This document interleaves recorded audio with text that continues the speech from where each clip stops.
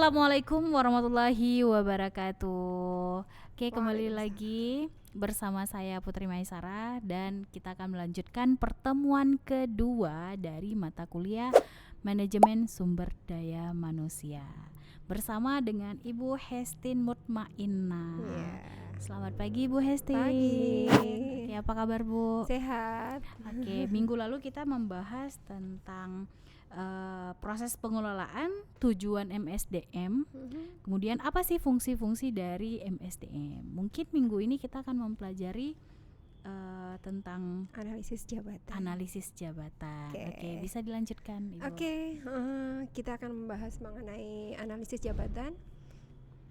Analisis jabatan itu adalah pekerjaan pertama yang akan dilakukan manajemen sumber daya manusia. Kita lihat apa sih analisis jabatan. Oke, sebelum saya ke analisis jabatan, saya akan mulai dengan begini. Tugas apa sih yang harus dilakukan oleh manajemen sumber daya manusia? Ada beberapa tugas yang harus dilakukan.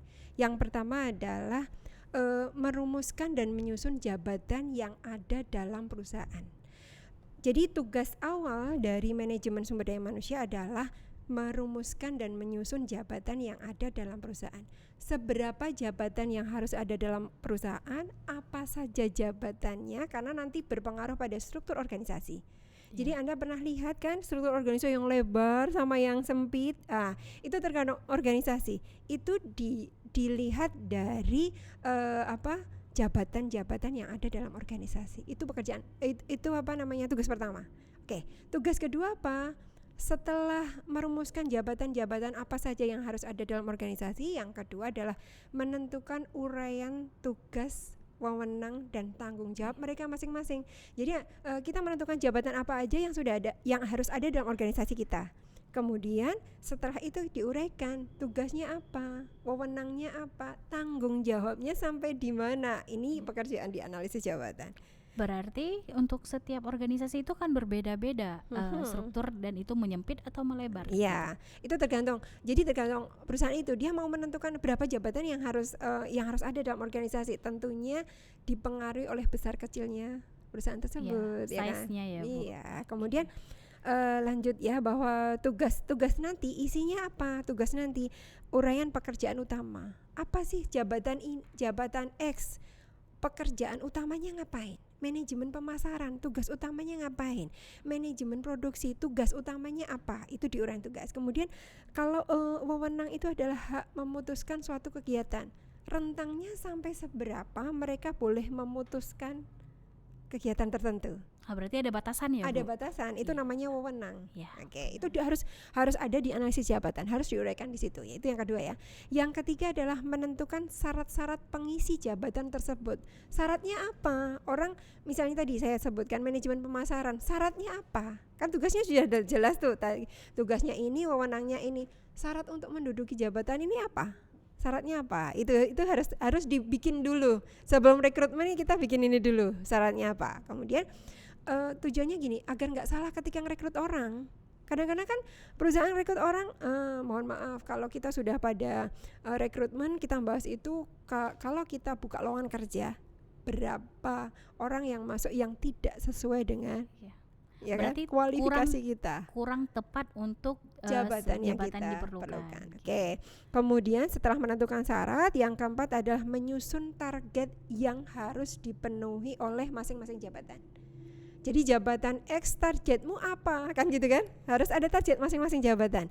Jadi mereka tahu persis apa yang harus mereka kerjakan, wewenangnya sejauh mana, terus target pekerjaan kita masing-masing itu apa.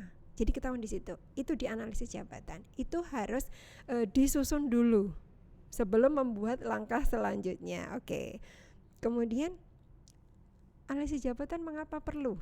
Iya. Kan apa sih itu, perlunya? mengapa kok perlu? Kok harus ada di dalam organisasi itu analisis jabatan? Karena tanpa analisis jabatan, Anda lihat organisasi akan berjalan serampangan. Ya enggak?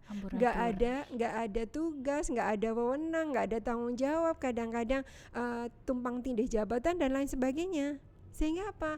Aktivitas organisasi akan tersendat. Jadi tidak bisa berjalan maksimal. Oleh karenanya analisis jabatan ini penting banget dalam organisasi agar aktivitas organisasi itu berjalan sesuai tujuan.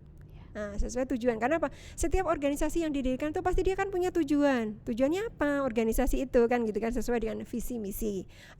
Untuk itu analisis jabatan ini adalah membantu untuk aktivitas organisasi. Gitu ya. Kemudian selanjutnya kita lihat apa sih pengertian analisis jabatan. Analisis jabatan itu adalah proses menganalisis kebutuhan suatu pekerjaan dengan cara mengumpulkan dan mengevaluasi tentang uraian pekerjaan, persyaratan suatu pekerjaan, dan standar pencapaiannya. Jadi nih ruang lingkupnya ada 3. Apa saja? Uraian jabatan atau job description, sering kita sebut seperti itu. Kemudian yang kedua adalah persyaratan jabatan atau job specification. Yang ketiga adalah standar kinerja jabatan, job performance standard. Oke, ini yang akan dibuat oleh manajemen sumber daya manusia dengan kualifikasi ini. Untuk apa tadi? Untuk kelancaran jalannya perusahaan. Aktivitas bisnis. Oke, aktivitas organisasi. Lanjut ya. Kita lihat yang pertama, uraian jabatan. Yang pertama uraian jabatan. Apa itu uraian jabatan? Uraian jabatan itu merupakan uraian berisi tentang segala sesuatu yang berkaitan dengan apa yang harus dikerjakan di jabatan itu. Artinya apa? Artinya hal-hal apa saja yang harus dikerjakan dalam periode waktu tertentu, terutama pekerjaan sehari-hari. Jadi uraian jabatan ini memuat apa saja yang harus dikerjakan di jabatan-jabatan tertentu. Direktur itu harus ngerjain apa, manajer harus ngerjain apa, supervisor harus ngerjain apa, staf bahkan OB harus ngerjain apa, itu harus ada di uraian jabatan. Harus ada di job desk-nya. Iya, harus ada di job desk-nya. Kita lihat apa saja yang harus ada di job desk. Biasanya dibuat seperti ini nih. Ada nama jabatannya, departemennya apa, terus kemudian lokasi pekerjaannya di sebelah mana, atau di gedung mana, atau di bagian mana, kemudian fungsinya apa, sampai tugas-tugas yang harus dikerjakan rutin hariannya apa, tugas tambahannya apa, kemudian wewenangnya tadi sampai seberapa, terus kemudian tanggung jawabnya seperti apa, dan lain sebagainya. Ini harus ada di job desk. Makanya kadang-kadang job desk itu dibuat seperti skema.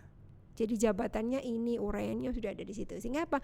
Ketika mereka rekrut tenaga kerja baru, terus pas waktu mereka adaptasi, waktu mereka pelatihan, mereka sodorin itu. Ini loh pekerjaan Anda. Gitu biasanya seperti itu disodorkan. Jadi kita paham, jadi karyawan baru itu paham, oh jabatan saya ini harus ngerjain apa saja, gitu ya.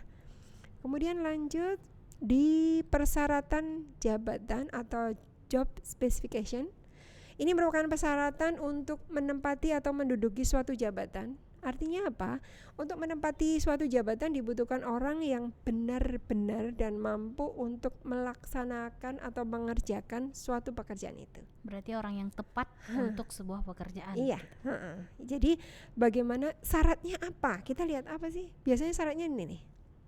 Persyaratannya.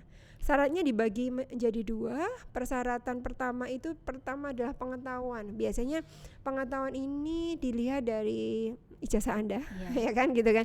Kalau maunya bidang apa, ijazahnya harus sesuai kan begitu kan, disesuaikan dengan ijazah. Biasanya disertai dengan IPK dan lain sebagainya. Ini persyaratan awal nih kan gitu kan. Kemudian kemampuan. Mereka punya kemampuan apa? Kalau fresh graduate atau lulusan awal itu biasanya kemampuan kan mereka belum punya pengalaman kerja. Biasanya ditunjukkan dengan sertifikat keahlian itu loh, ya kan? Benar. Punya keahlian apa saja. Makanya saya sering saya sering bilang ke mahasiswa bahwa begini, Mas, Mbak, kalau Anda kuliah jangan kuliah aja. Ada waktu luang, Anda silahkan ikut pelatihan apa aja. Pelatihan apa saja. Kenapa? Itu akan mendukung ketika Anda mencari pekerjaan kelak. Itu kenapa di persyaratan penerimaan atau persyaratan pekerjaan itu ada kemampuan di sana. Biasanya kan kalau nerima pegawai itu kan dilihat mampu apa sih kan gitu kan? Apa ijazah Kayak biasanya hanya ijazah saja, biasanya kan diletakkan. Kalau ada kemampuan persyaratan lain tuh akan kita baca, lebih menarik kan Iya. ketika Berarti ngerekrutin lebih kan. dipilih ya Iya. untuk direkrut dibandingkan hanya yang Punya memiliki ijazah. ijazah aja. Kemudian yang ketiga pendidikan itu sendiri. Pendidikan itu sendiri tadi pendidikan tadi bahwa apa namanya, pas nggak yang kita butuhkan, tenaga apa, lulusannya harus apa, kan gitu kan. Sesuai nggak yang sesuai dibutuhkan. nggak. Kemudian nanti yang keempat adalah keterampilan. Yang kelima adalah kepribadian. Hati-hati ya dengan kepribadian ya. Kadang-kadang mohon maaf kalau saya jelaskan di era sekarang ini kita cenderung apa namanya, kepribadian kita cenderung agak tergeser ke kepribadian orang-orang Barat. Jadi kepribadian Timur yang kita pegang betul itu kadang-kadang sudah agak luntur. Jadi harus ada penghormatan terhadap orang lain, penghargaan terhadap orang lain. Setidak-tidaknya ada 2 kata yang harus diucapkan, ucapan mohon maaf dan ucapan terima kasih. Itu yang harus kita pegang. Ini kenapa ketika orang rekrut pegawai itu kepribadian itu yang akan dilihat pertama kali. Itu kelihatan banget dari bodybuilding ya, Body language. body language ya. Oke, jadi body language-nya sudah kelihatan dari situ ya. Oke. Kemudian persyaratan lain. Yang pertama adalah pengalaman kerja. Biasanya dilihat dari situ ya, sudah punya pengalaman kerja apa saja kan gitu. Terus persyaratan fisik, yang kedua persyaratan fisik. Biasanya Anda tahu persis persyaratan fisik yang di profesional dan lain sebagainya. yang dipersyaratkan itu seperti apa gitu. Kemudian yang ketiga adalah persyaratan mental. Kenapa harus ada persyaratan mental? Kadang-kadang pekerjaan itu membutuhkan mental baja, mental yang kuat kan seperti itu. Kemudian kondisi pekerjaan. Kemudian yang kelima adalah perilaku karyawan itu sendiri. Kemudian di situ ya. Kemudian saya lanjut yang ketiga. Nih, standar kinerja jabatan. Apa saja? Ini memuat tentang standar atau target pelaksanaan pekerjaan yang harus dicapai baik dalam bentuk kuantitas maupun kualitas. Artinya apa? Bahwa setiap jabatan itu memiliki standar keberhasilan yang harus dipenuhi. Jadi yang saya maksud tadi bahwa standar keberhasilan Anda dikatakan pekerjaan Anda usai itu yang seperti apa? Dikatakan pekerjaan Anda berhasil itu yang seperti apa? Harus sesuai standar. Standarnya sudah ada, Anda tinggal mengikuti. Jadi pegawai tinggal mengikuti. Oh, pekerjaan saya harus dikatakan selesai itu seperti ini. Jadi mereka tahu. Jadi mereka paham betul pekerjaan saya selesai itu seperti apa. Gitu. Kita lihat standarnya apa saja. Ada standar kuantitas, ada standar kualitas. Tadi kan 2 standar kan? Standar kuantitas, ada standar kualitas. Standar kuantitas itu isinya apa? Yang pertama, bentuk angka. Misal angka pekerjaan Anda harus selesai 10 angka, 20 angka per hari misalnya itu, atau kilo harus selesai sekian kilo per hari gitu. Itu dianggap selesai ketika memenuhi angka tersebut. Itu unit atau liter atau rupiah dan lain sebagainya. Yang kedua, bentuk waktu. Misal per menit hasilnya berapa, per jam hasilnya apa, per hari seperti apa. Itu misalnya bentuknya waktu. Kalau standar kualitas biasanya standar ini tentang kualitas layanan, terus kemudian kualitas produk dan sebagainya. Layanan seperti apa yang dianggap itu sudah memenuhi syarat. Oke. Sampai di sini, nanti yang lain bisa dipelajari ya. Insya Allah slide saya mudah banget dipahami. Oke, berarti untuk pertemuan kedua kita akan membahas tentang ini ya Bu, tentang analisis jabatan, di mana ada job desk, ada job specification sama standar performance-nya. Oke, mungkin ini aja untuk pertemuan kedua. Saya akhiri. Assalamualaikum warahmatullahi wabarakatuh. Waalaikumsalam warahmatullahi.